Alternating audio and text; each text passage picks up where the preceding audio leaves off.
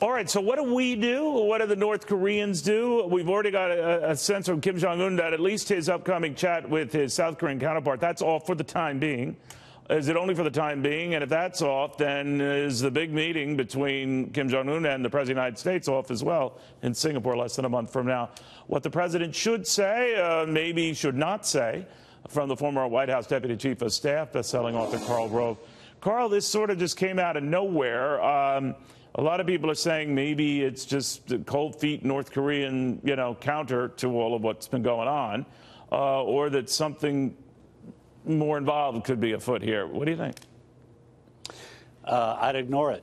The Kim Jong Un is probably probing, seeing if he can get a response. Can he, by rattling his cage, cause the United States and South Korea to forswear their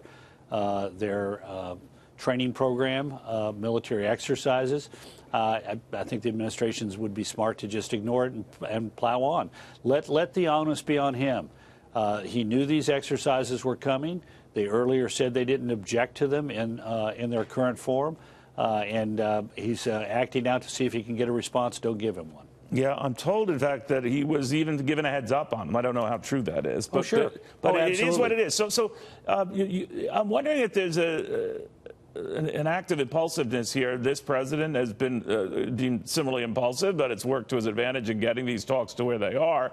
But that the North Korean leader all of a sudden may be feeling a little overwhelmed here and the pressure on a world stage at this big powwow in Singapore, that it looks like he's given away much of the story ahead of either of them sitting down.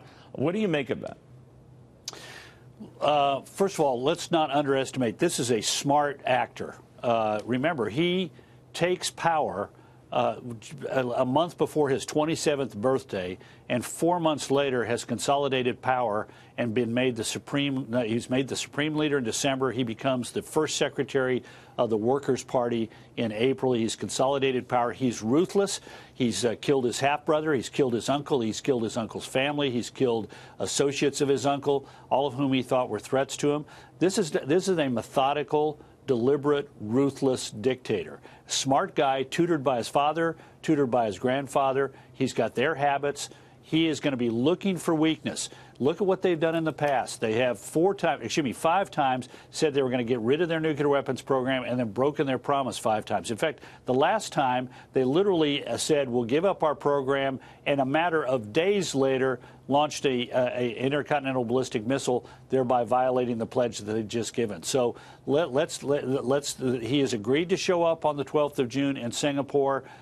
He is only going to show up because he is under a terrific set of sanctions that the administration has put in place that build on the sanctions put in place by 3 previous presidents. President Trump has gotten to the point, because of his predecessors, that he can sanction the people who want to do business with the people who do business with North Korea. It's that tough. And so I just plow ahead and make the onus be on him if he decides he's not going to show up. Real quickly, we're learning, Karl, switching to Iran, that the Europeans are going to do everything they can to rescue, cobble together, save the deal, whatever you want to talk with or without the United States. What do you make of that?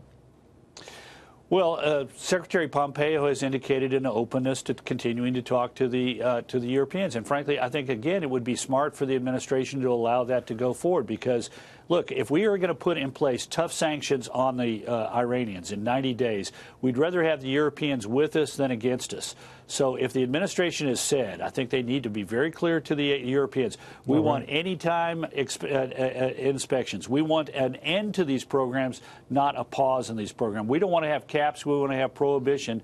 And if the Europeans can pressure the Iranians, so much the better for us and for them. You know, Karl, you're so good. All this was breaking news stuff I thought would bounce it off you. Said, all right, let's see how good this guy is. And you handled it all flawlessly. Thank you, my friend. I appreciate it. Thank you, sir. Appreciate Karl it. Rove.